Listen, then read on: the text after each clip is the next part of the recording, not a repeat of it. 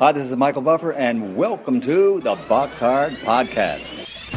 Hello, everyone. This is Mikey Garcia.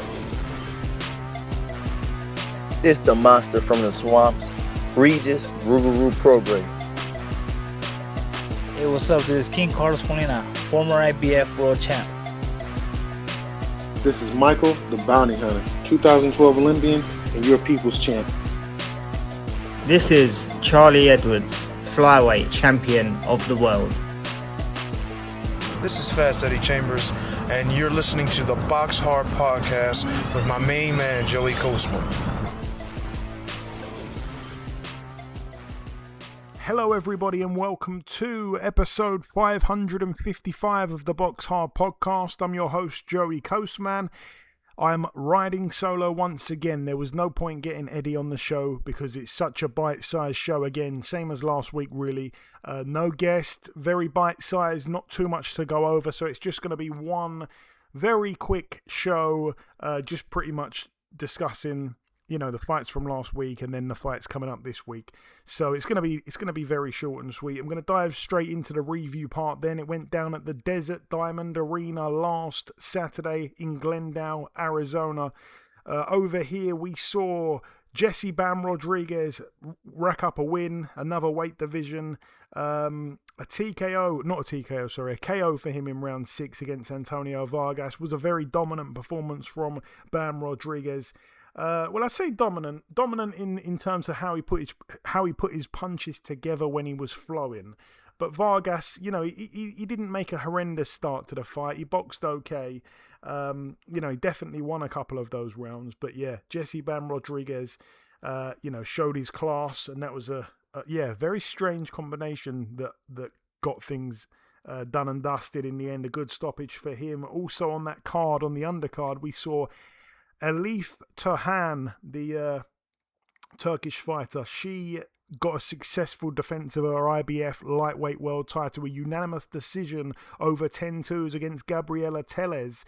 That one was very close. 6 rounds to 4 across the board on all 3 judges' scorecards. So 1 round the other way, and we're looking at a draw. Really, really close fight, that one. Also, we're going to move now to Grand Rapids, Michigan. This one over here, just one fight to mention. Friend of the show, heavyweight Bryant Jennings, back with a win. He's now 27-4. A unanimous decision for him over 8 rounds against Robert Sims. I think Sims possibly got dropped in that fight as well, but he won every round, Bryant Jennings. I almost missed it. Also on that card as well, again, friend of the show, Troy Isley. He's now 16-0, a TKO over Spain's Leonardo Di Stefano. A 5th round TKO for Troy Isley. He won every round prior to the stoppage as well. We're going to dive straight in then to the preview part of the show. This one goes down tomorrow at the Thunder Studios in Long Beach, California, USA. It's a Misfits Pro card. On this card, we have Ashton Silva, 13-1. He's back in a 10-rounder against friend of the show, Joseph Jojo Diaz, 34-9 with a draw. I'd like to see him walk away from boxing, to be totally honest with you, but some people think he, even in this condition, should have enough to beat Ashton Silva. We'll have to wait and see. I hope he can. I like Jojo Diaz. Also on the card, friend of the show, Jahan Ingram, currently 9-0, stepping in with 18-0. Devin Cushin, someone's must go there. That's over 10 rounds at lightweight. And also, last but not least, we have, again, friend of the show, Ernesto Mercado, the knockout machine, 18-0. He's stepping in with the very tough Juan Carlos Burgos, who's 36-8 with 3 draws. I quite like that fight, to be honest with you, because again, Burgos is very, very durable. We've seen him take a lot of fighters the distance. I want to say he's only been stopped once or twice.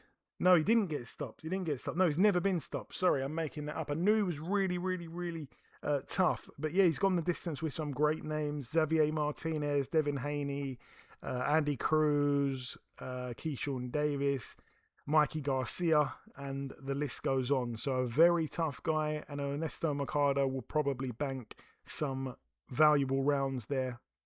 So yeah, all the best to him. 18-0 with 17 KOs. Moving now then to this one, it goes down at the St Mary's Stadium in Southampton, Hampshire, United Kingdom. This one will be live on DAZN on Saturday. It's a good card, to be fair. We've got Lewis Edmondson, 11-1. He's back in, I'm not sure how many rounds the contest is, but he's back at light heavyweight against friend of the show, Lyndon Arthur, 25-3.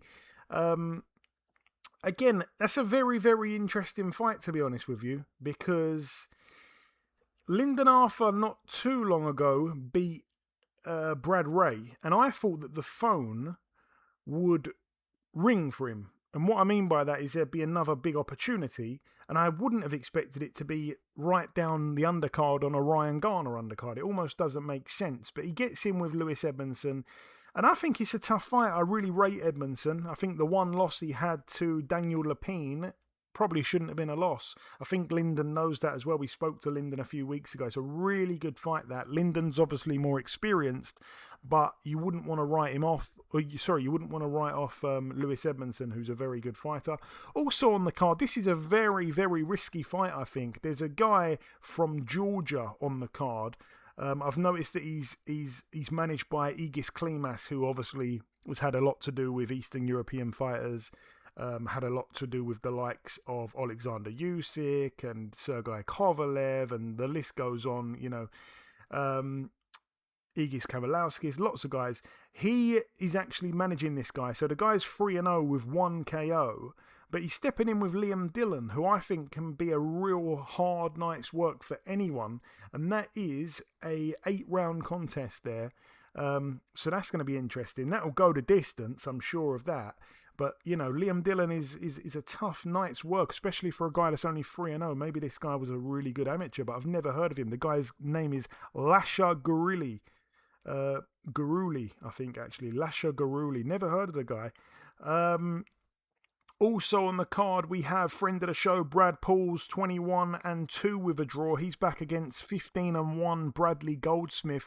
That one's over 10 rounds for the IBF International Middleweight title. Brad Pauls coming off that win, which was a big shock, wasn't it, when he stopped Shaquille Thompson after losing almost every round back in March. Hopefully he can pick up another win. And then, all eyes to the main event. Another friend of the show, Ryan Garner, 19-0. This one's for the WBC Interim Super Featherweight World title. He steps in with Italy's Michael Magnesi, who's 26-2. Magnesi has suffered defeat to Anthony Kakachi back in 2022, and also to Masanori Rikishi back in 2024.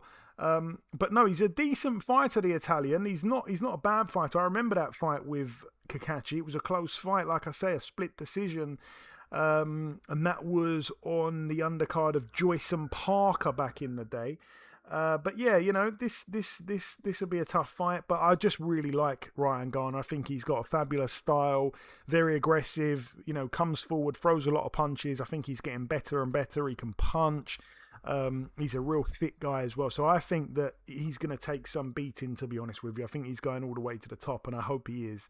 So, yeah, we're rooting for him, and I'm sure he will get the job done. Moving now to this one, it's apparently going down at the Bryant Convention Center in Alabama, USA. Friend of the show, Isaac Chamberlain, 16-3.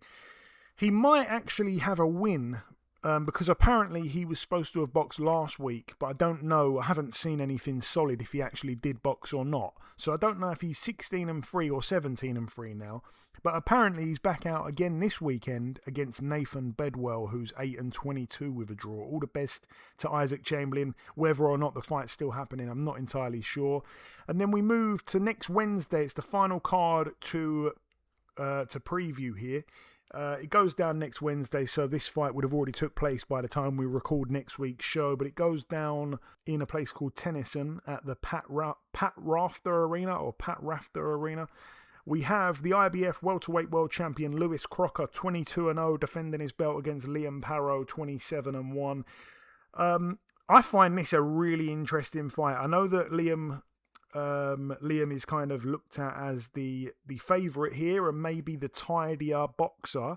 I can understand that completely. His one loss came on a split decision to Richardson Hitchens. He went and beat Subriel Matthias, who we've seen after get stopped by Dalton Smith. But Lewis Crocker, I think, is just quite a bit underrated. You know, he beat Paddy Donovan the first time round. Obviously, we know what happened there. He won by disqualification. A lot of people started to kind of, I don't want to say jump on the hate train for him, because I won't say it's hate, but a lot of people were like, oh, you know, he was getting schooled by Paddy Donovan, he's not that good, etc, etc. Then obviously they fight in the rematch for the vacant IBF world title, and he's upped his game insanely since that first fight. He went straight back in with Paddy Donovan. Paddy Donovan's a quality fighter, by the way. We just seen him beat Karen Chikadze and completely dominated him on the road as well, so we know he's quality.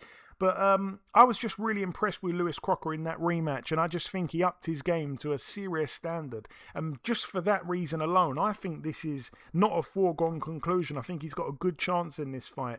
The only thing is, I just don't know, like with the fight being in Australia, I think that sort of, that's a big thing in Paro's favour.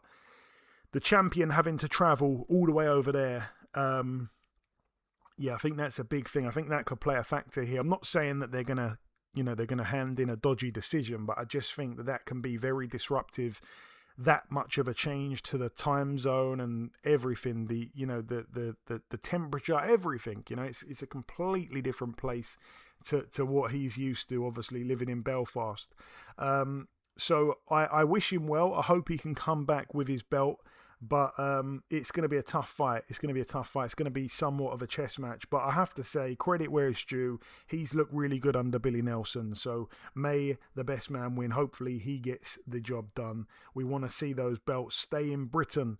That is it, though, for the preview part of the show. In part 1, I did the review part. There was no news. There was no guest. Part 2 was very brief there with the preview part. The final thing for me to do is to come in with the outro, which I'll do in just a few seconds. Okay, and this wraps up episode 555. I've been your host, Joey Coastman. I was riding solo, no Eddie, no guest, just me, myself, and I, and hopefully a bunch of you that have listened. I want to thank you all once again for tuning in. We do this show, myself and Eddie, simply for the listeners. It's for no other reason at all. It's for the love of the sport, and we really appreciate your support.